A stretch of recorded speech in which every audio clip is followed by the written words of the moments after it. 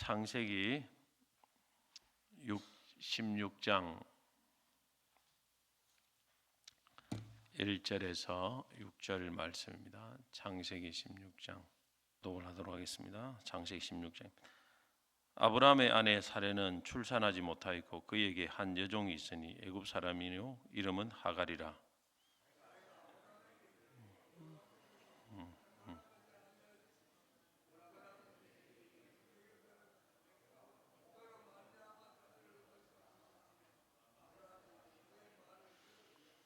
아브라함의 아내 사레가 그 여종 애굽 사람 하갈을 데려다가 그 남편 아브라함에게 첩으로 준 때는 아브라함이 가나안 땅에 거주한 지 10년 후였더라.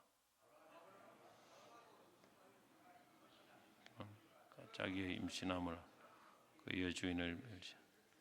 사레가 아브라함에게 이르되 내가 받는 모욕은 당신이 받아야 옳도다.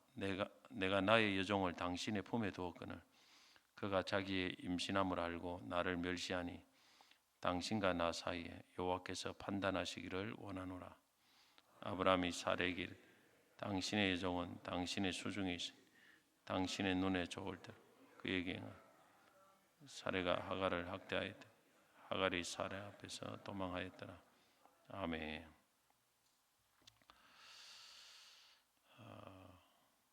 하나님의 응답을 인내하며 기다리라 라는 제목으로 말씀을 잠시 살피도록 하겠습니다.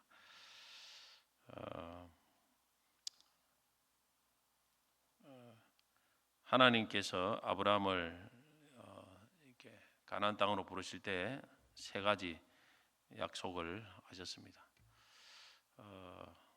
강대한 민족이 되겠다. 이름을 장대하게 하고 복의 통로가 되겠다.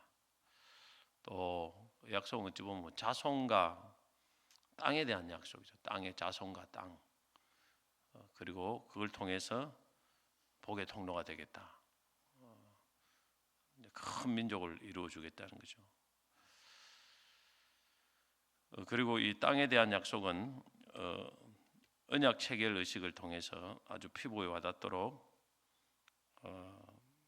15장에 구체적으로 받았고, 또 이 자식에 대한 자손에 대한 약속, 상속자에 대한 약속은 또 하늘을 우러 하늘에 보라, 하늘의 별처럼 많아지겠다. 내 자식이 이렇게 했습니다.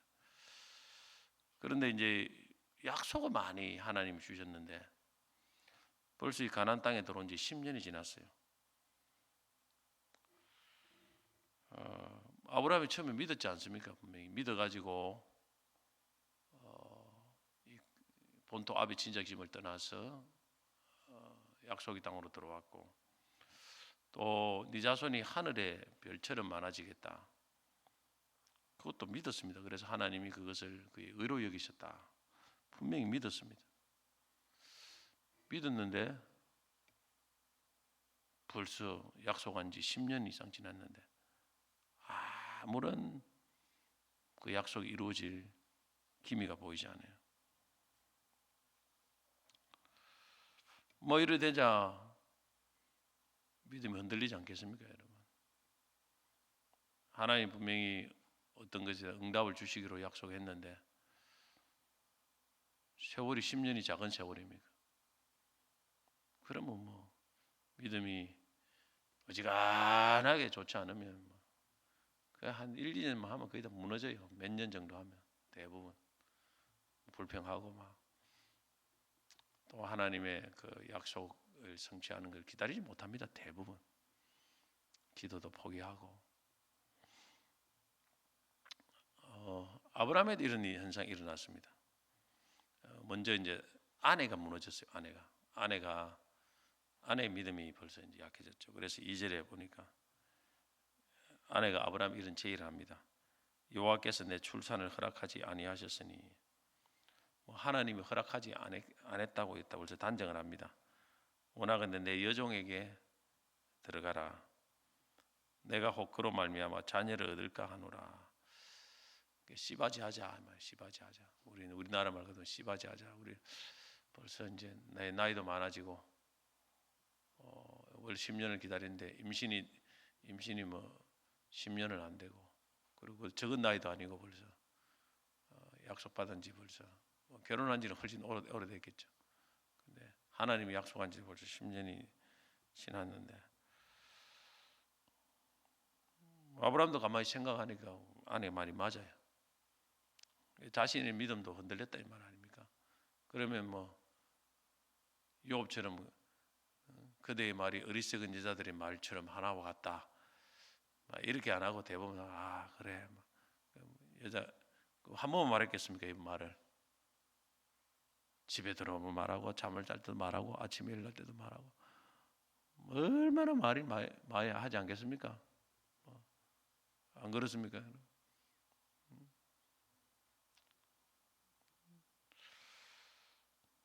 그러니까 아브라함도 결국 여기서 무너집니다. 창세기 15장에 보면 하나님이 그때도 상속자가 없으니까 자녀가 없으니까 집에서 기른 종 엘리에스를 하나님 상속자라고 하면 안 되느냐 이렇게 하나님께 이미 한번 물었는데 하나님 분명히 말했습니다. 하나님께서 내 몸에서 날 자가 내 상속자가 되리라. 내 몸에서 날 자가 내 상속자가 되리라. 근데 내 몸에서 날 자가 내 상속자가 된다 했으니까 이제 아브라함을 통해서만 하면 내 상속자가 된다 이런 말로 아마 해석을 하는 것 같아요.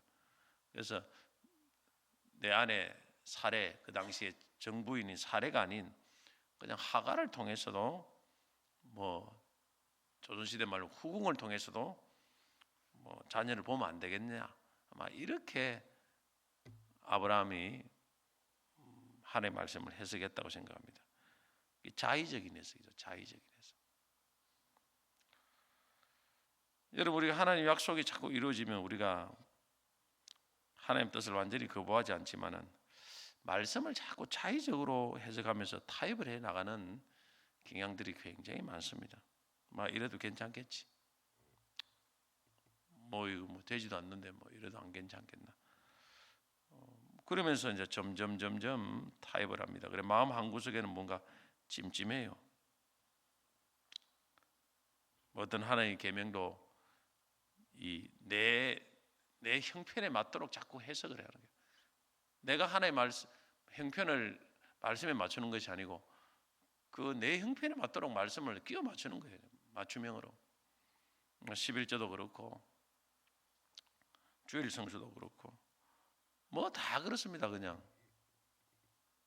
원수를 사랑하라 용서하라 했는데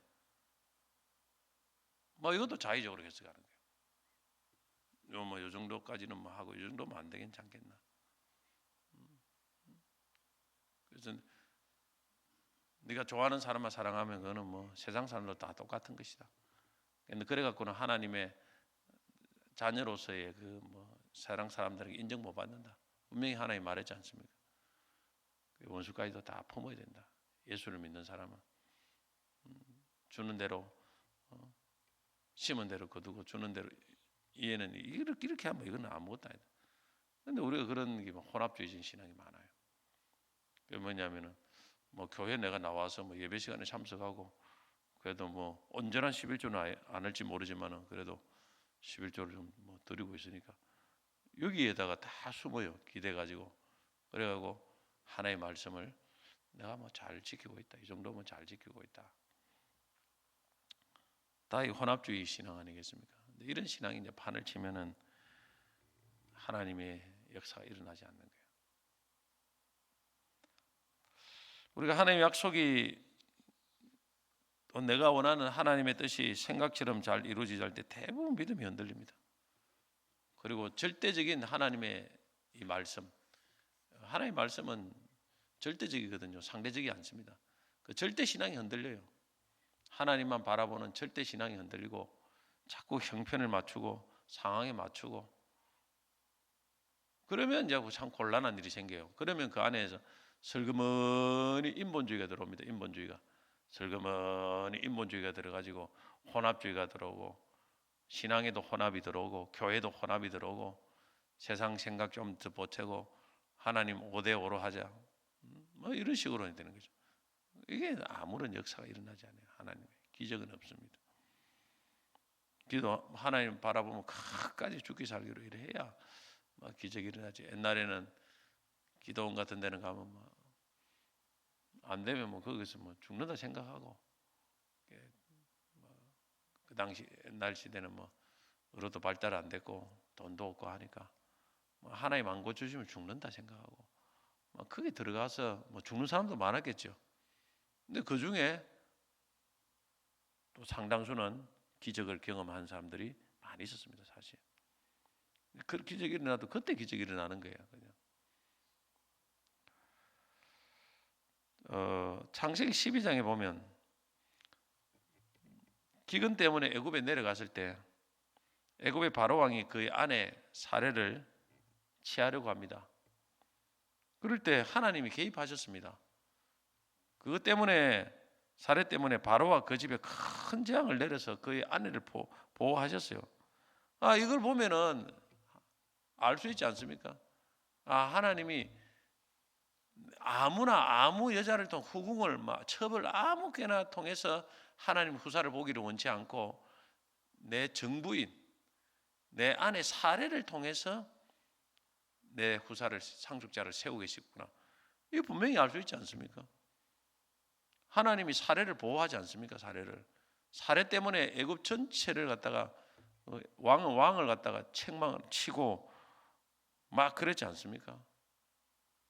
분명히 아브라함이 알 수가 있어요. 하나님 뜻을 모르는 게 아니에요. 그러나 자꾸 이제 하나님 응답이 없으니까 하나님이 충분히 하나님 뜻을 알 수 있는 여러 가지 상황들을 만들어 주시고 말씀을 주시고 상황을 만들어 주고 정황을 보여주는데 문제는 뭐냐면은 내 생각이에요. 내 생각. 내 논리에 빠져가지고 내 생각에 빠지고 이 문제가 크다, 빨리 이거 문제를 해결해야 된다. 이런 자꾸 문제만 이렇게 해결하려고 하는 이런 신앙에 빠지는 거예요. 하나님의 뜻을 따라 죽으면 죽으리라. 다니엘처럼 그리 아니할지라도 나는 왕의 세운 금지성에 절하지 않겠습니다. 이게 하나님 말씀, 절대 말씀 아닙니다. 절대 신앙. 이걸 따라갈 생각은 안 하고 자꾸 내 삶에 보고 뭐 안 되면 자꾸 이거 뭐 인본주의가 뭐고 뭐 다 끼워 맞추는 거예요. 들어와서 그랬더니 문제를 해결하려고 하는데 근데 문제 해결되냐 이거죠. 세상 방식으로 그렇게가 되느냐는 것이죠. 안 된다는 거예요, 사실 해보면. 하나님 믿는 사람은. 자의적인 해석이죠, 결국. 가만히 보십시오, 여러분. 우리가 하나님이 우리의 삶에 하나님 뜻을 안 보여주십니까? 저는 그런 하나님 아니라고 생각합니다. 이미 보여줬지만은 우리 자신들이 자꾸 그걸 거부를 하는 거예요. 안 받아들이고 발람처럼 이미 하나님이 뜻을 말씀으로 보여주시고 분명히 보여주셨는데 발람처럼 자꾸 뭐 다른 뜻이 없느냐, 다른 거 없느냐, 다른 거 없느냐 순종할 생각보다는 또 자꾸 다른 뜻을 찾고 이러다 보니까 응답이 이상하게 오는 거예요. 영 하나님의 뜻과는 다른 응답이 오는 거예요. 그러면서 신앙이 방황을 하기 시작합니다. 오늘 우리는 죽으나 사나 주의 말씀 따라 가시길 바랍니다. 시작을 말씀 따라 갔는데 교회는 뭐 나옵니까? 예수 믿으면 천국 간다는 그것 때문에 교회 나오는 거 아닙니까? 처음에 시작을 하나님의 말씀 따라 갔으면 마지막도 모든 것도 하나님의 말씀 따라 끝까지 가야 되죠.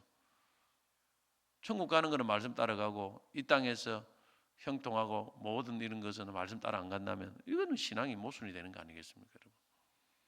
우리 성도들이 그런 게 참 많아요. 왜 하나님의 약속을 믿지 못하고 이렇게 인본주의를 씁니까? 하나님 뜻이 아닌 세상 방법을 통해서 뭔가를 문제를 해결하려고 합니까? 결국에는 믿음의 문제겠죠. 믿음은 뭐냐면은 하나님의 약속을 말씀을 믿으면서 끝까지 그 약속의 말씀이 이루어질 때까지 인내하면서 기다리는 것이 믿음입니다. 믿음은 뭡니까? 기다리는 거예요. 인내하면서 하나님의 분명히 그렇게 했으니까 때가 올 것이다. 딱 움직이지 말고 거기서 하나님만 바라보면서 기다리는 거예요. 기다리지 뭐 하나님 응답을 기다리지 못하고 약속을 기다리지 못한 것은 결국은 믿음이 약한 것입니다. 믿음의 테스트는 하나님의 응답이 좀 늦게 줘보면 압니다. 기도 응답도 좀 늦게 주면 불평이 오고 뭐 금방 믿음이 뭐 바닥에 드러나는 거죠. 참고 기다려야 됩니다. 그것이 하나님의 말씀이고 내가 이렇게 하는 것이 하나님의 뜻이라고 확신이 있으면 기다리는 것 외에는 다른 길이 없어요. 계속 기다려야 돼요. 좀 느리더라도. 그래 믿음으로 기다려가지고 결과가 나오면 그건 하나님 뜻이에요. 욕심 뿌리도 안 됩니다. 욕심 뿌리도 안 돼요. 욕심이 들어가 버리면 결국 무리수가 오는 거죠. 인본주의가 들어가는 거 아니겠습니까? 그러면 결국에는 막 엉켜져요. 모든 게 엉켜집니다. 하나님의 약속은 지금도 살아 역사하십니다. 유효합니다. 할렐루야. 먼저 그의 나라와 의를 구하면 모든 걸 다하고 온전한 11조 드리면 하나님이 다 책임진다고 분명히 말해놨어요. 물질도 마찬가지고 시간도 여러분 우리의 주일 하나님 앞에 온전하게 드리면 다 합니다. 그 약속이 온전히 이루어지려면 우리도 그 믿음도 온전해야 되는 것입니다. 하나님의 그 말씀에 온전하게 반응을 해야 돼요. 그래야만이 하나님께서 때로는 시간은 걸리지만은 하나님의 그 놀라운 약속의 말씀처럼 우리의 삶에서 이루어 가시는 것입니다. 중간에 왔다 갔다 하면 안 된다는 것입니다. 그런데 주목해야 될 것은 아브라함이 하갈과 동침을 했는데 취했어요. 임신이 뭐 금방 돼버리네. 야, 참 응답이 금방 오는 거야. 이게 참 우리가 아이러니하는 것 같은데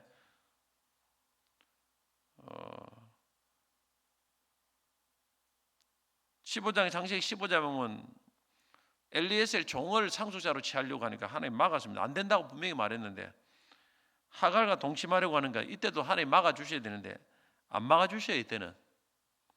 그리고 금방 또 임신도 돼요. 자, 여러분 우리가 여기서 잘 알아야 됩니다. 하나님 뜻이 아닌 것을 선택할 때 하나님이 다 막아주실 거라고 기대하면 안 됩니다. 가만히 때로는 막아줄 때도 있지만 가만히 내버려 둘 때도 많이 있습니다. 우리는 내가 이리 가면 하나님 뜻이 아니고 하나님 막아주시고 저리 가면 이 길이 막 안 막아주시면 이는 하나님 뜻이고 막으면 하나님 뜻이 아니라고 이런 진짜 뭐냐면 어린아이 신앙 가진 사람들이 있습니다. 그렇게 하는 경우도 있지만은 이런 경우는 진짜 드문 거예요. 대부분 우리 하나님 뜻이 아니더라도 하나님이 때로는 가만히 놔두고 오히려 그게 더 잘 될 때가 있어요. 처음에는. 그리고 하나님 뜻이라도 하나님이 안 될 때도 있습니다. 뭔가 안 풀리는 것처럼 느낄 때가 있습니다. 이걸 잘 분별해야 된다는 거예요. 그래서 우리가 상황 가지고 환경 가지고 하나님 뜻이지 아니라고 이걸 100%를 분별하기가 어려운 것입니다. 하나님 뜻을 분별할 때는 말씀이고 첫째는 말씀이고 그 다음에 성령께서 주시는 내적인 그 감동, 내적인 영감 어떤 이걸 받아야 됩니다. 이것이고 그 다음에 이제 환경은 보조적으로 그 환경을 가지고 우리의 삶을 이렇게 하나님 뜻을 분별할 줄 알아야 됩니다. 근데 이것이 쉽지는 않아요. 절대 쉽지 않습니다. 막 하나님 말씀을 우기고 막 내 뜻대로 하면은 하나님 막아주시면 뭐 갑자기 다리가 불러지고 뭐가 하고 이러면 되는데 안 그렇게 뭐 오히려 더 잘 되는 것처럼 잘 되네 뭐 하나님께서 막지도 않네. 이거 하나님 뜻인가 보다. 하나님 뜻인가 보다. 그렇게 하나님 뜻을 판단하면 100에 한 90은 전부 다 엉터리다. 저는 보면 어떤 사람 제가 하나님 뜻이라고 생각하고 가는데 아닌데 솔직히 그런 것도 엄청 많아요. 사실. 아닌데 그 사람 왜 저리 가지? 성도들이 분별하는 거 아닌데 이런 생각들이 될 때가 상당히 있어요. 사실. 저리 생각하면 하나님이 복을 못 받을 건데 하나님 기뻐하지 않을 건데 지금은 모르지만은 좀 뒤에 가면은 틀림없이 하나님이 분명히 뭔가 안 좋은 일이 일어날 건데 사실 이는 뭐 내 안에 어떤 영적인 어떤 뭔가 이게 뭔지는 모르지만 뭔가 그런 마음이 굉장히 들어요. 나는. 답답해. 어떤 사람은 시원하게 아유. 때로는 하나님 말씀은 안 해도 이 마음에 벌써 막 마음이 그래요.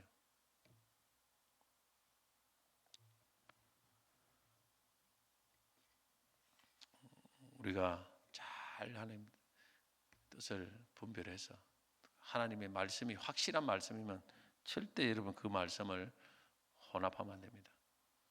그 말씀대로 됩니다. 조금만 더 가보면 알아요. 조금만 더 가보면 뭔가 쉽게 하나님의 말씀이 아닌 인간의 방법을 통연하면 뭔가 쉽게 풀리는 것처럼 그렇게 보입니다. 그러나 절대 그렇지 않습니다. 하나님께서 오히려 더 문제가 꼬이게 되고 오히려 더 혼란스럽습니다. 나중에 가보면 물론 말씀대로 따라가기가 쉽지는 않아요. 오래 기다려야 되고 되지도 않는데 참아야 되고 견뎌야 돼요. 그게 말씀 따라 살아가는 삶의 원리입니다. 우리가 금방 뭐 하나 하면 막 금방 뭐 내일 뭐 갑자기 좋은 일이 뭐 누가 말씀 따라 안 살아가겠습니까? 그러나 하나님 말씀 따라 살아가는 삶은 그런 삶이 아닙니다.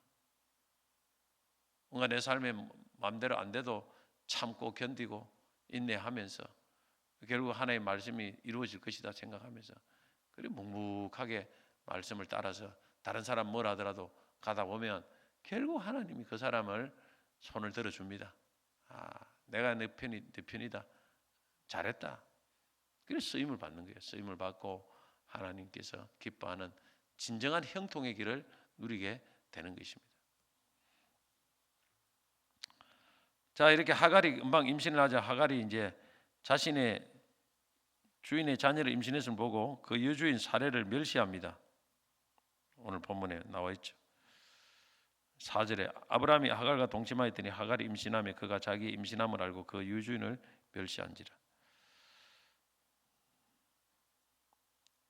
우리가 자신의 위치를 잘 지켜야 됩니다. 좀 은혜 받았다고 기고만장하면 안 됩니다. 은혜 받을수록 더 겸손해야 됩니다. 그래서 5절에 보니까 사례가 하갈을 핍박하기 시작합니다.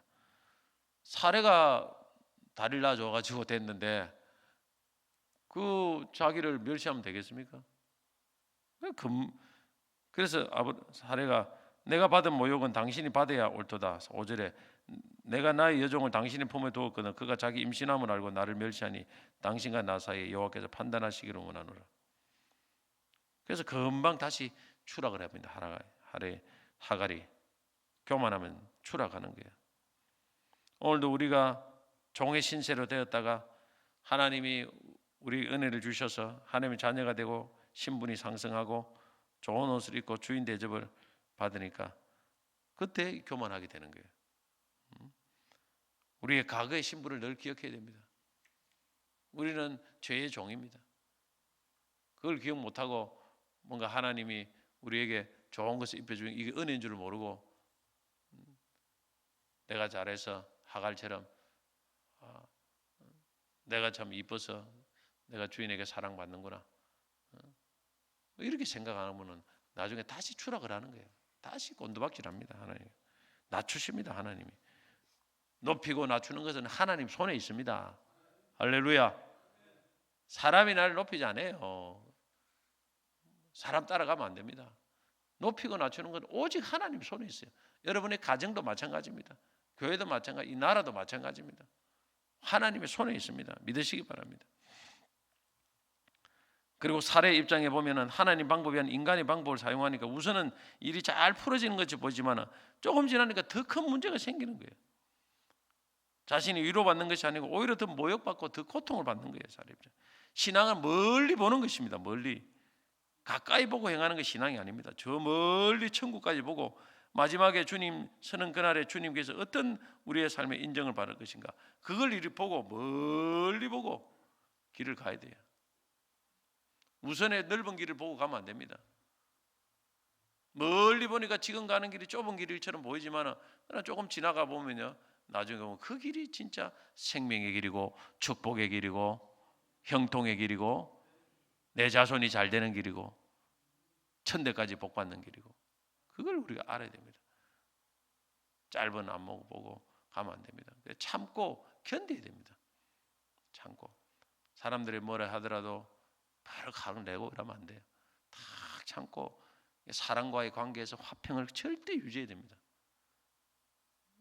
참아야 돼. 참고 견뎌야 돼. 말씀 때문에 그런 거예요.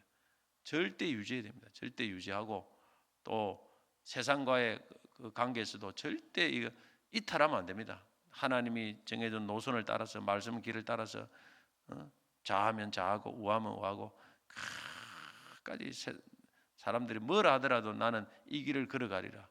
비바람이 몰아치고 눈보라 몰아치러 주의 길을 가리라. 할렐루야. 그럴 때 하나님께서 놀라운 역사가 일어나는 거예요. 육신의 편안을 따라 살면 안 됩니다. 영의 자유함을 따라 이 영의 하나님 주시는 평안을 따라 사셔야 돼요. 육신을 따라 살면 절대 하나님 뜻이 아닙니다. 그런데 하나님 뜻은 때로는 육신은 힘들어요. 내 마음은 편해요. 그런 게 있죠. 육신은 힘들지만 일을 하기 힘든데 내 마음은 편해요. 내 영은 편해요. 근데 세상 길은 육신은 무슨 편한데 내 마음이 계속 뭔가 찜찜하고 뭔가 이게 막 자유함이 없고 죄진 것처럼 그래요. 하나님은 성령으로 우리 그 길을 인도하시는 거예요. 육신을 따라 살면 망합니다. 절대 좋은 역사 일어나지 않습니다. 영을 따라서 말씀을 따라서 끝까지 참고 견디면서 나아가시면 하나님께서 여러분의 삶에 놀라운 은혜를 저는 부어주실 거라고 믿습니다. 기도하되 낙심하지 마세요. 자꾸 안 되면 진짜 이 기도가 하나님 뜻이냐 분명히 분별하고 하나님 뜻이 맞다면 그걸 포기하면 안 됩니다. 하나님 응답을 인내하면서 기다리는 우리 성도들이 되시기를 주의 이름으로 축복합니다.